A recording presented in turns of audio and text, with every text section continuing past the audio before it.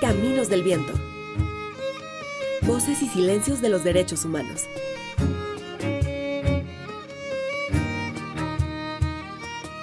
Una producción del Instituto de Derechos Humanos Ignacio Ellacuría e Ibero Radio.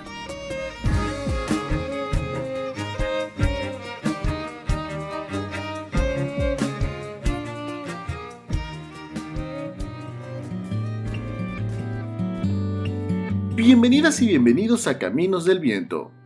En el episodio de esta semana conversamos con Tus Fernández Hernández, presidente del Consejo de Participación Ciudadana en Derechos Humanos e Igualdad entre Géneros del municipio de Puebla, sobre la entrada en vigor de la reforma al Código Civil del Estado de Puebla, conocida como Ley Agnes, y la importancia del reconocimiento de la identidad sexogenérica autopercibida. Les invitamos a seguirnos en redes sociales. En Facebook nos encuentran como Instituto de Derechos Humanos Ignacio Ellacuría y Medios Universitarios Ibero Puebla, y en Twitter como @idie_iberopue y @iberomediospue. Recuerda que también nos pueden sintonizar todos los miércoles a la 1 de la tarde por Radio Choloyan 107.1 de FM. Mi nombre es Cuauhtémoc Cruz Isidoro. Iniciamos. Bienvenidas y bienvenidos a Caminos del Viento. Hace unos días entró en aplicación formalmente la Ley Agnes, esta reforma al Código Civil del Estado de Puebla, del cual hemos platicado en otros episodios de este espacio. Y para atender el tema, las implicaciones, la importancia, los retos que vienen tras su entrada en funciones, tenemos hoy como invitado a Tus Fernández. Él es activista, impulsor de esta ley, de esta reforma al Código Civil, presidente del Consejo de Participación Ciudadana de Derechos Humanos e Igualdad entre Géneros del Ayuntamiento de Puebla. Tus, bienvenido, qué gusto tenerte en este espacio. Hola, Cuau. Saludos a todos y todas, gracias, qué gusto saludarte también. Nos vemos seguido y nos escuchamos seguido, pero esta es otra vía y me alegra. Tus, a partir del 23 de junio pasado, las personas trans podrán tramitar el cambio de su acta de nacimiento para que corresponda con su identidad sexogenérica autopercibida, como resultado de la entrada en vigor tanto de la Ley Agnes como de los lineamientos que ha establecido la Secretaría de Gobernación. Pero antes de entrar como a detalle de la importancia que tiene esto, si nos pudieras compartir un poco cuál es el contexto, de dónde viene esta iniciativa, cuál es el camino que siguieron, que no es un camino que ha sido como corto o nuevo, ¿no? Sino ya viene con ciertos años de anterioridad. Sí, pues como dices, fue un camino largo, una década más o menos, que por fin se consolidó el pasado mes de febrero y ya ahorita hace unos días apenas que rindió sus primeros frutos. Esta reforma a la ley la inició, los trabajos para el reconocimiento de la identidad sexogenérica, no solo en Puebla, sino en el país, fueron impulsados por Agnes Torres, por eso de ahí toma su nombre también esta reforma al Código Civil, que es una reforma al Código Civil, pero que en algún momento, pues en honor a ella, en homenaje a ella, se tomó el nombre de Ley Agnes. Ella hizo los primeros trabajos para el reconocimiento de identidad, que en un principio iban a ser en la Ciudad de México, y lamentablemente en el ínter de estos trabajos que ya realizaba ella junto con un grupo de personas, pues ella fue asesinada y fue víctima de un transfeminicidio. Entonces, un conjunto de organizaciones aquí en la capital, que reunidas tomaban el nombre de Comité Orgullo, pero que estaban conformadas precisamente por una articulación que eran el Taller, ODECIR, Vida Plena, y algunas otras organizaciones, retomaron los trabajos que hacía Agnes y propusieron al Congreso la que en este principio tomó el nombre de Ley Agnes. Era una iniciativa para el reconocimiento de la identidad. Ahora, esto fue en 2012 y a partir de entonces se presentaron distintas iniciativas en distintas legislaturas y cada una de ellas iba siendo desechada y congelada, ¿no? Entonces, finalmente pasaron pues prácticamente 9 años en los que se mantuvo en la congeladora el tema del reconocimiento de la identidad, cuando empezamos a trabajar una articulación de personas trans y organizaciones trans en lo que iba a ser con miras pues a sacar una nueva iniciativa. En aquel entonces íbamos a organizar junto con la diputada Estefanía Rodríguez Sandoval lo que iba a ser el Parlamento Trans. El Parlamento Trans iba a reunir aquí en el Congreso del Estado a pues activistas y personas trans, abogados y abogadas, en fin, expertos en la materia, para que pudiéramos colocar nuevamente el tema y sacar la iniciativa. Desafortunadamente, el Parlamento iba a tener lugar exactamente en la semana que se decretó el confinamiento por la pandemia y entonces tuvo que cancelarse. Hasta ahí nos quedamos en lo que habíamos avanzado, y después vino esta toma del Congreso por las colectivas feministas en diciembre de 2020, y uno de los puntos que planteaban las colectivas feministas era precisamente el tema de reconocimiento de identidad sexogenérica.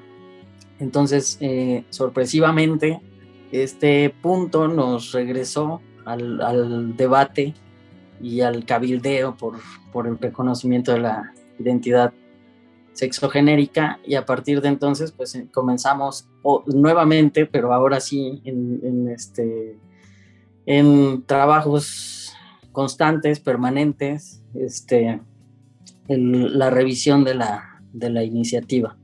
Esta iniciativa la propuso la diputada Vianey García Romero junto con su equipo jurídico, y estuvo involucrado también el abogado Juan Corona, que Juan Corona perteneció al Comité Orgullo y a las organizaciones que habían impulsado desde un principio esta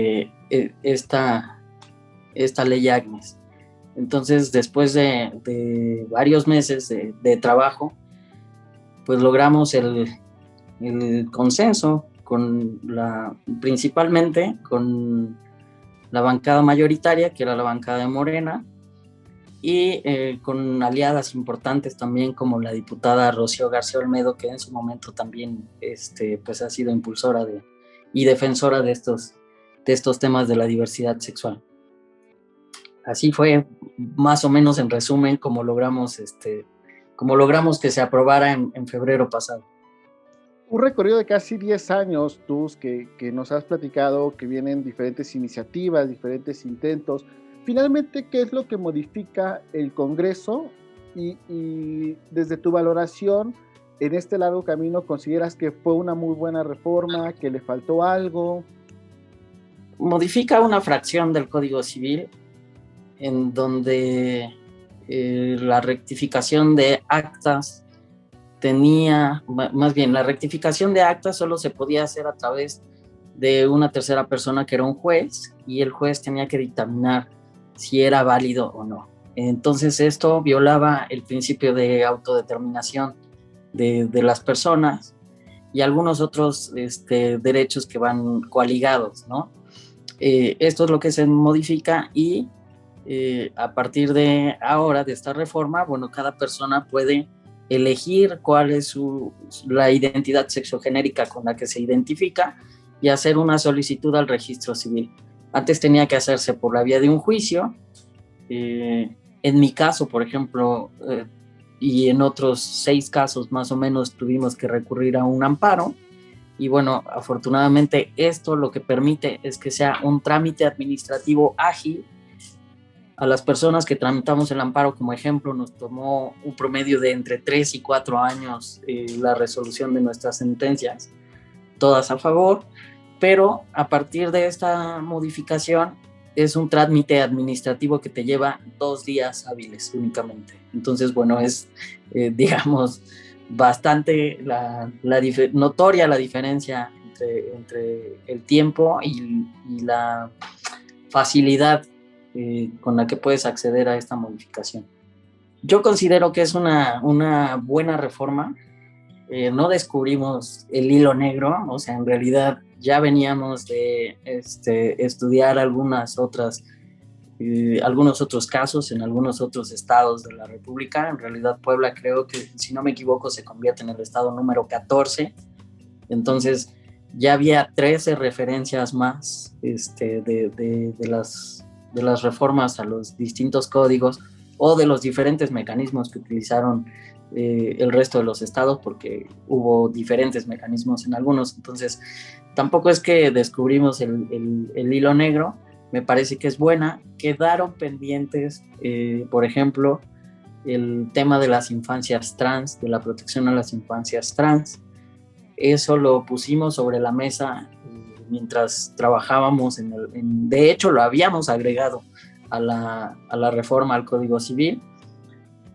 Sin embargo, pues de último momento lo desechamos ante el riesgo de que no fuera aprobada la reforma. Entonces se tomó la decisión de que los derechos también tienen que seguir una progresividad y que por lo pronto era muy importante no dejar fuera a la población que ya tiene la mayoría y que ya requiere este proceso, y que posteriormente pues seguiríamos interpelando para lograr que las infancias trans también tuvieran este reconocimiento. Ahora, tampoco es que las infancias trans estén fuera o que no tengan la posibilidad, porque justamente el Código Civil les permite hacerlo a través de sus padres o tutores o de algún representante que esté con la tutela de los menores. Entonces lo consideramos también como en este sentido de decir, bueno, probablemente no los metemos o no les incluimos en esta parte de la reforma al Código Civil. Sin embargo, no están tampoco desprotegidas las infancias trans porque pueden recurrir a través de sus padres o tutores.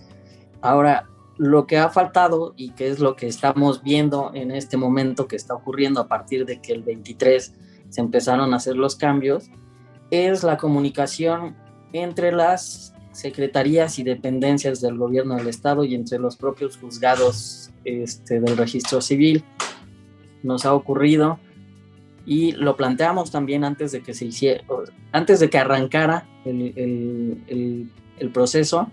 Nosotros tuvimos una reunión con la Secretaría de Gobernación y le planteamos estas propuestas de que hubiera una reunión intersecretarial para que entre secretarías conocieran que iba a ocurrir este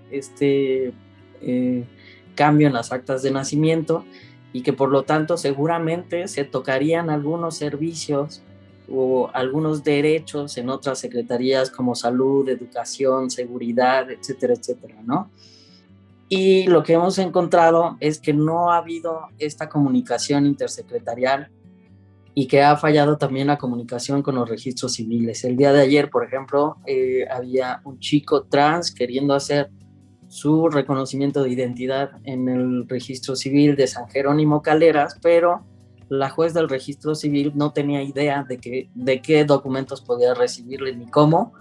Entonces se estaba por ahí entorpeciendo su trámite, a pesar de que el registro civil giró una circular a todos sus jueces, ¿no? Pero pues tal vez no la leyeron, tal vez no se acordaban, no lo sé, ¿no? Eso pasa.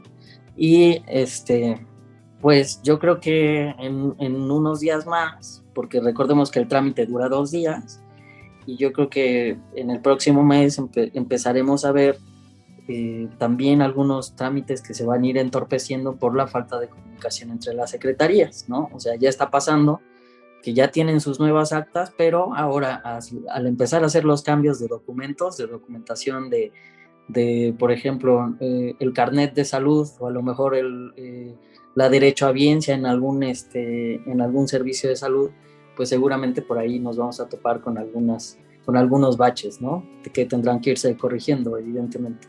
Entonces creo que la reforma es buena, pero tiene que ser perfectible y tenemos que ir corrigiendo todas esas aristas que quedaron por ahí y esos cabos sueltos. Antes de seguir con el análisis de estos retos que ya nos planteas, de estas posibles limitantes, preguntarte tú, ¿nos podrías compartir qué es esto de la identidad sexogenérica autopercibida, como para quien no tenga como en el radar muy bien en este tema, pero sobre todo, ¿por qué es importante este reconocimiento para una persona? A ver, pues cuando uno nace, los padres, los tutores o en algunos casos quien está a cargo de la tutela de un menor, que en algunos casos puede ser el propio gobierno del estado a través de el DIF o algunas otras instancias, asignan una personalidad o una identidad al recién nacido, ¿no? Que puede ser hombre o mujer y que puede o no corresponder en un futuro a la forma en la que una persona se identifica. Es decir, yo, por ejemplo, a mí me asignaron al nacer el sexo mujer y pues en mi temprana infancia me di cuenta pues que no correspondía a la forma en que yo me autopercibía, ¿no? A la forma en la que yo me quería identificar. Entonces, de eso se trata, de que el Estado pueda reconocer la forma en que tú te identificas en tu entorno, en la que tú te desarrollas además en tu contexto social, en tu contexto familiar, en tu contexto cultural, en tu contexto como ciudadano o ciudadana, y que el Estado tiene que garantizar que tú puedas desarrollarte de esa manera porque es un derecho, ¿no? La forma en la que la autodeterminación de las personas es un derecho constitucional y de ahí se relacionan otros derechos, como te decía hace un rato, como por ejemplo la salud integral, ¿no? Si yo no me puedo desarrollar como yo quiero, como yo me autopercibo, mi salud se ve afectada, mi salud mental, a lo mejor también mi salud física. No puedo, te estaría ahí respondiendo un poco la segunda parte de la pregunta, ¿no? Si yo no logro identificarme de esta manera, no puedo tener acceso, por ejemplo, a los tratamientos o a los medicamentos acordes a mi identidad y a la forma en la que yo me desarrollo en mi entorno. Por ejemplo, un tratamiento hormonal. Si yo voy con el sexo que se me asignó al nacer, evidentemente no voy a tener garantizado mi derecho a la salud en ese sentido. Y lo mismo pasa con el resto de los documentos y de los trámites, ¿no? Por ejemplo, mis documentos escolares van a salir con el nombre con el que yo no me identifico y van a salir con la expresión de género, es decir, con la imagen, con la fotografía de una persona con la que yo no me estoy identificando. Eso a la larga pues tiene muchas consecuencias, ¿no? Y van desde consecuencias muy pequeñas o cotidianas que pudieran parecer muy pequeñas, pero que no lo son. O por lo menos para las personas trans no es sencillo, ¿no? Si tú me haces un depósito, mi querido Cuau, y yo tengo que ir al banco a cobrarlo, pero en mi credencial de lector o en mi identificación, mi expresión de género no corresponde a la imagen que está, a la imagen, al género, que en este caso es al sexo, me parece, que está en las identificaciones. Mi nombre no corresponde, es muy probable que me nieguen este trámite, este servicio, ¿no? Entonces, a lo mejor yo dependía de este depósito que me hiciste, de este pago que me hiciste por un servicio para comer, para comprarme algún medicamento, para comprarme algo que me hacía falta, para cubrir necesidades básicas, y ya no lo logré simplemente porque el Estado no me reconoce como yo me autopercibo. Ese puede ser como el principio. Puede ser que me nieguen la posibilidad de viajar, porque ha ocurrido también que de repente te presentas en una terminal de autobuses o en un aeropuerto y como no corresponde lo que ven en una credencial a la persona que están viendo de frente, pues les niegan el viaje, o por lo menos sí les limitan, les humillan, les degradan, etcétera, ¿no? Hay como cosas muy cotidianas, y ya hay, digamos, pues circunstancias que se van complicando más, como el derecho de propiedad, ¿no? Si yo tengo una propiedad, ¿cómo acredito que es mía? ¿Cómo la puedo vender? ¿O cómo me la pueden heredar? ¿Sí?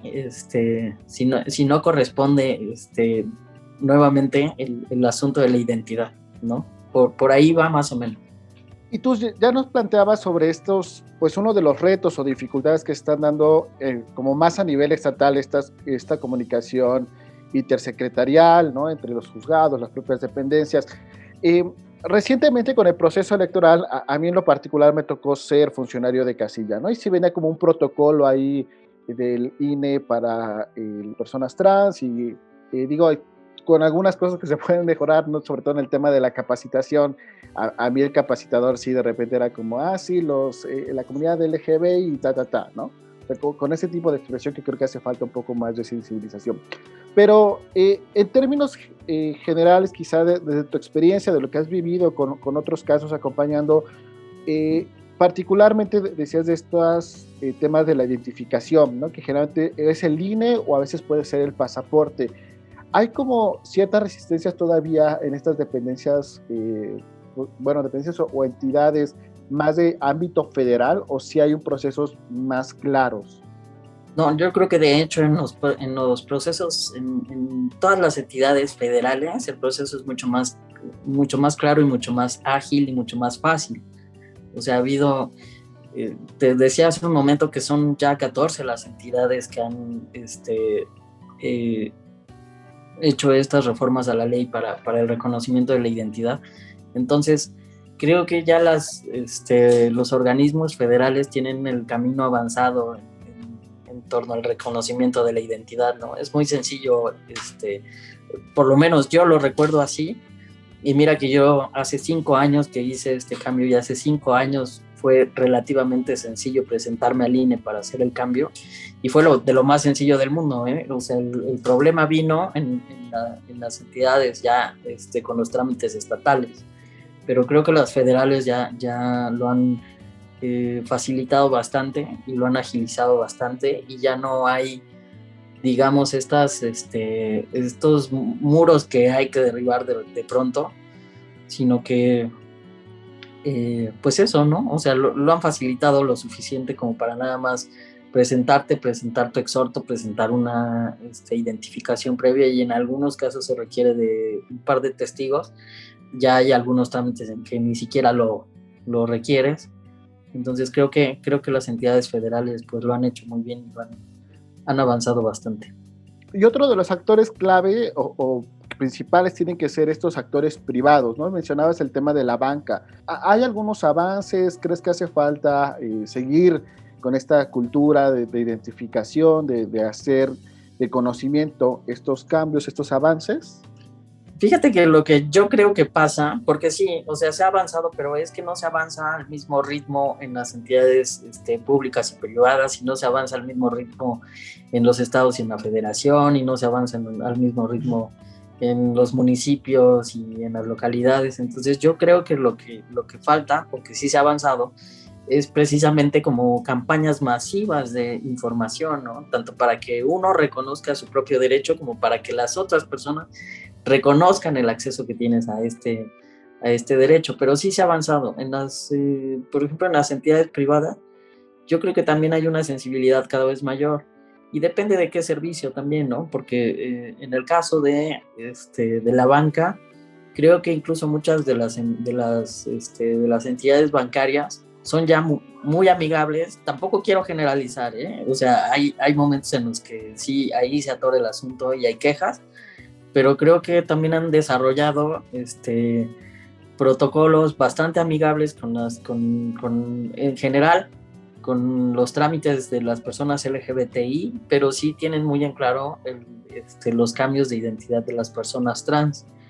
Y yo creo que esto tiene que ver pues porque somos usuarios y al final de cuentas pues es lana que se mueve y es de interés de las instituciones privadas pues no perder esos usuarios, ¿no? En el caso de la salud es un poco más complicado porque ahí sí como que sigue un poco el asunto de la patologización y que hay que andar acreditando como muchas cosas para tener acceso, por ejemplo, a los seguros, ¿no? A los seguros médicos o a ciertos servicios, pero pues igual va avanzando. Pero sí, yo creo que lo que hay que hacer en algún momento pues es armonizar todos estos trámites en los distintos niveles de gobierno y también entre los distintos sectores, ¿no? Una campaña masiva de información, la verdad que no nos haría nada de daño. Tú, si bien esta aprobación ya nos has contado, nos has narrado, representa un avance, particularmente en el tema de la identidad sexogenérica, autopercibida, ¿qué otros retos o pendientes verías? Ya nos mencionas el tema de las infancias trans, de esta comunicación intersecretarial, pero ¿qué más faltaría o qué otros pendientes hay para seguir fortaleciendo, ¿no? A veces de repente vamos, como dices, de manera progresiva mejorando los derechos humanos, perfeccionándolos, y también qué resistencias ves en torno al tema.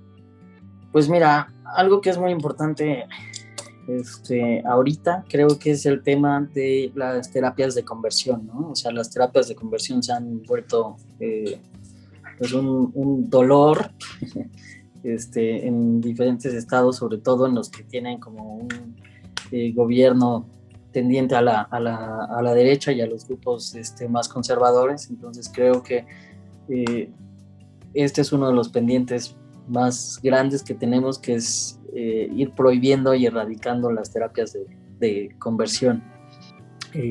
Desde luego está el tema de las infancias trans.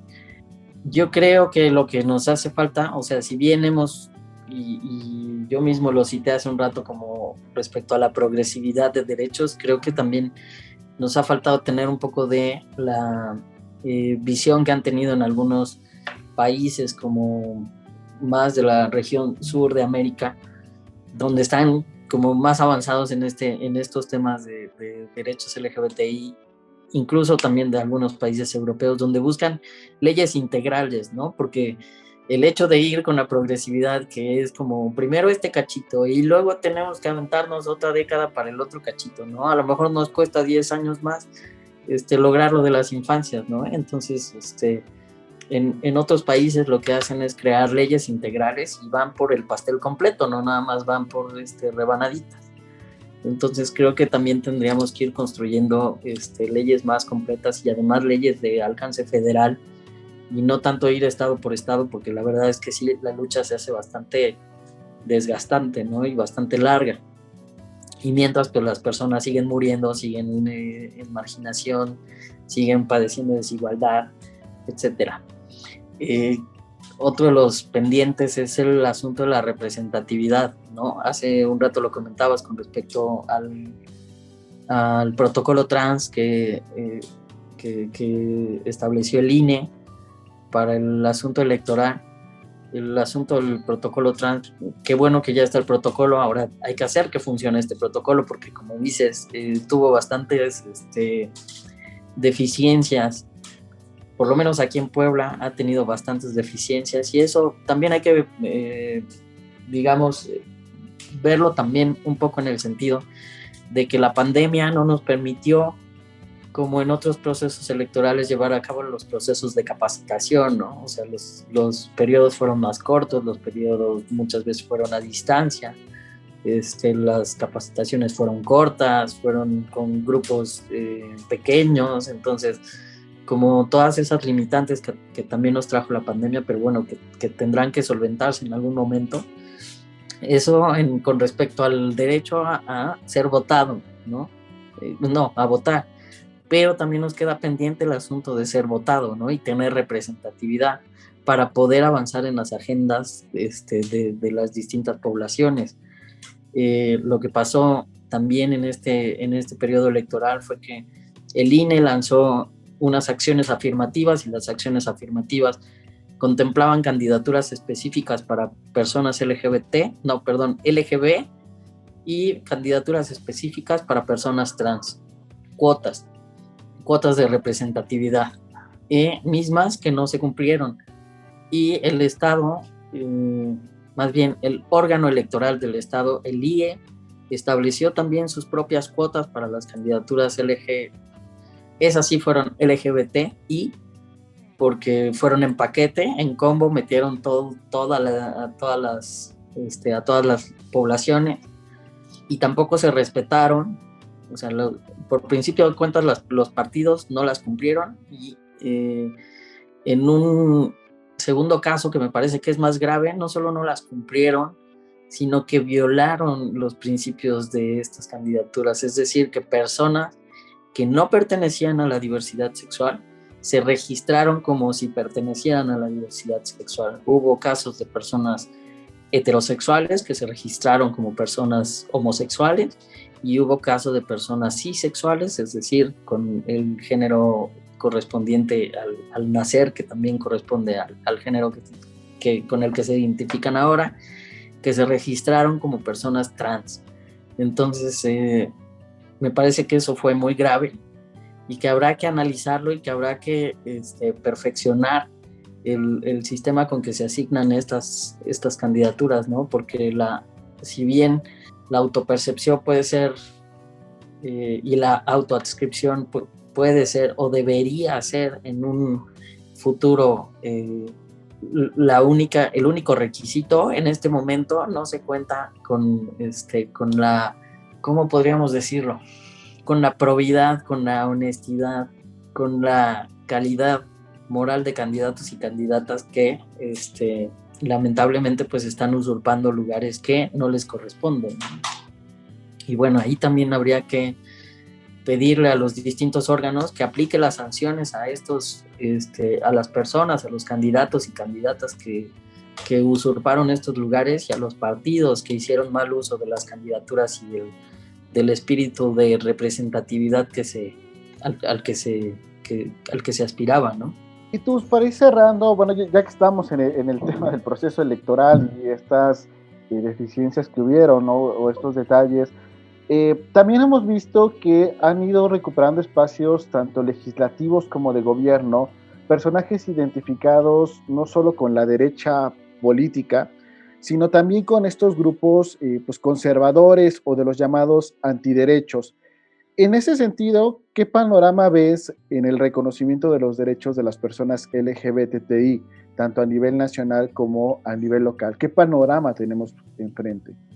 Pues lo veo complicado, porque de por sí ya estábamos en un momento complicado, y nos costó mucho trabajo, o nos ha costado mucho trabajo sacar los temas, incluso con los gobiernos de izquierda o con los gobiernos que se han llamado progresistas. Y pues no espero que el panorama sea más fácil con los grupos conservadores y con los partidos de derecha, ¿no? Yo creo, sin embargo, que hoy en día tenemos más leyes y tenemos más herramientas que nos permiten ir reclamando derechos, y que muy probablemente muchos de ellos tengan que reclamarse desde los órganos judiciales, ¿no? Pero también somos poblaciones y comunidades que nos hemos ido preparando pues a base de esto, de negativas y de rechazo y de discriminación, y que cada vez tenemos como mayores conocimientos de cómo ir articulando. Entonces, pues se ve difícil, pero no creo que sea imposible, ¿no? Lo que sí es un hecho es que ninguna de nuestras poblaciones está dispuesta a ceder o a perder terreno de lo que ya se ha ganado. Entonces, pues seguiremos aquí luchando y resistiendo por las conquistas que ya hemos alcanzado.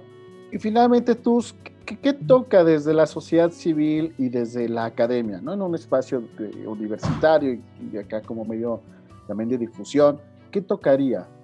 Desde lo personal, como te decía hace un rato, y no quiero pecar de hablar por la colectividad, pero yo creo que sí, la información es un gran reto para el cambio cultural. Nosotros lo veíamos ahora con Ley Agnes. La verdad es que nosotros nosotros pues sabemos lo que significa el reconocimiento de identidad, pero la mayoría de las personas no lo conocen, no lo reconocen, no sabe cuáles son sus alcances e incluso no sabe cuáles son las afectaciones, ¿no?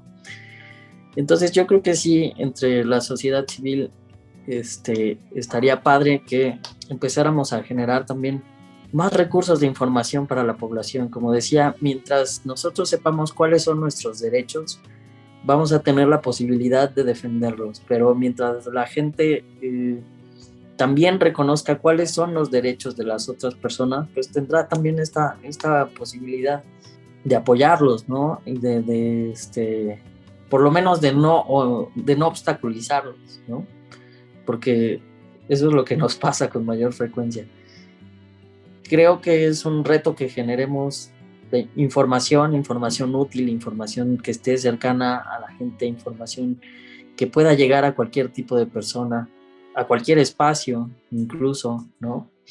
Y que tenemos ahí que dar una fuerte batalla y un fuerte empujón, ¿no? Ayer lo mencionaba yo en un tuit, hace muchos años que tú lo sabes, Cuau, que yo estuve en medios de comunicación y que he estado relacionado con los medios de comunicación, y antes nos costaba muchísimo trabajo que a las personas LGBTI se nos nombrara fuera de lo que era la nota roja o la nota rosa, ¿no? Ayer yo veía con mucho agrado que muchas portadas tenían ya una bandera de la diversidad en una narrativa distinta, ¿no? En una narrativa del reconocimiento. Y yo creo que los medios de comunicación han sido grandes aliados para llevar estos mensajes de igualdad, ¿no? De igualdad de derechos, de justicia, porque somos somos poblaciones que queremos justicia, ¿no? Entonces, pues ahí irnos involucrando y seguir articulando y seguir generando información y seguir difundiendo información. Eso yo lo vería como un panorama ideal para que poco a poco vayamos cerrando esta brecha cultural que es la que nos divide y nos impide muchas veces el acceso a los derechos. Pues tú, no me queda más que agradecerte este tiempo que nos has dedicado para explicarnos no solamente el tema de la ley ACNE, sino todos los retos que vienen y pues los compromisos para seguir generando estos recursos de información, pues que sea la primera de varias ocasiones donde podamos dialogar y seguir promoviendo los derechos de todas y todos. Pues muchas gracias, Cuau. Gracias al Instituto Ellacuría por la invitación y a la universidad, y sí, ojalá que sigamos colaborando, pues. Un abrazo.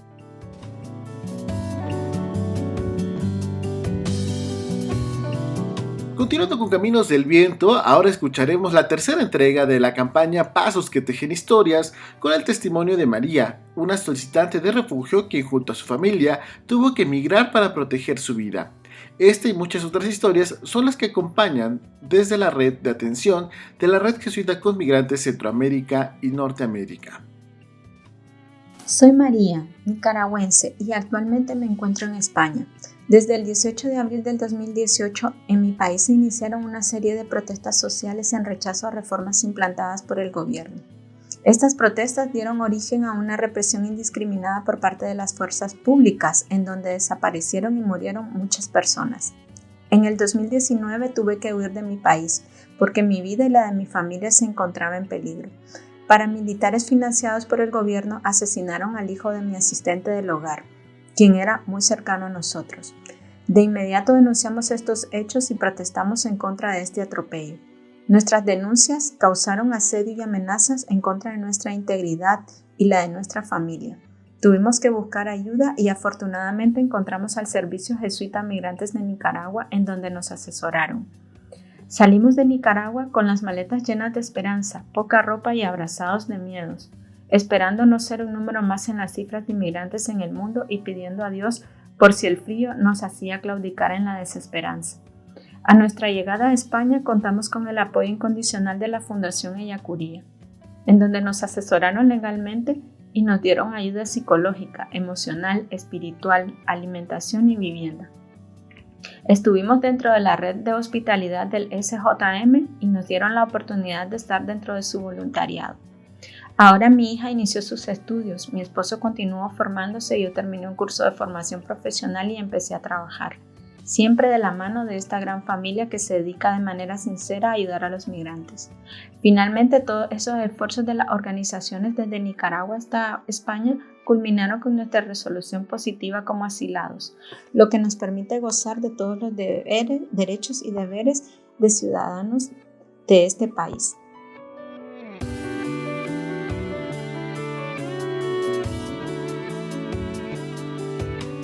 Así llegamos al final de un capítulo más de Caminos del Viento. Les invitamos a seguirnos en redes sociales, pueden hacernos llegar sus preguntas, sus sugerencias, sus comentarios en Instituto de Derechos Humanos Ignacio Ellacuría en Facebook y en Twitter como @idie_iberopue.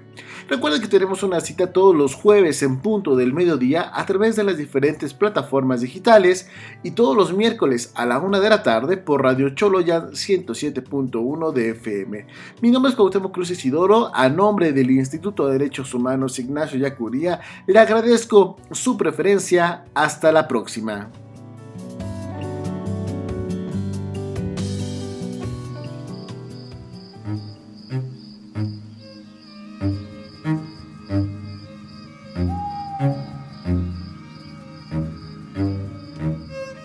Caminos del Viento. Voces y silencios de los derechos humanos.